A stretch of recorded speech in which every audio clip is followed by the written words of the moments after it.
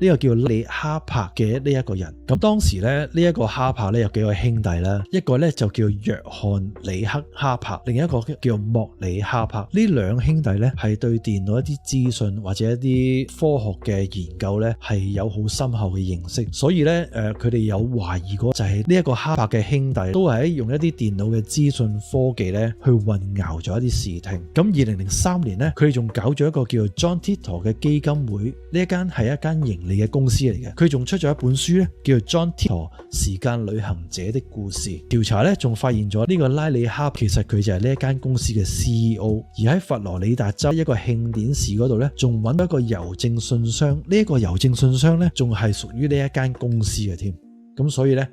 就 fact check 咗咧係真係有呢一間公司，而呢一間公司嘅 CEO 咧就係呢個拉里哈柏。咁而呢個拉里哈柏咧佢係出嚟去解釋啦。咁佢解釋話咩意思咧？就係當時啊佢係代表 John Titor 當時時間線嘅母親叫做 Kay Titor， 佢話咧係代表呢個媽媽咧去開辦呢一間公司咧去保障翻 John Titor 所有嘅權利同埋利益嘅。但係經過好多研究人員去調查過之後咧，佢就發現呢個 Kay Titor 咧係近乎一個完全虛構出嚟嘅角色嚟嘅。咁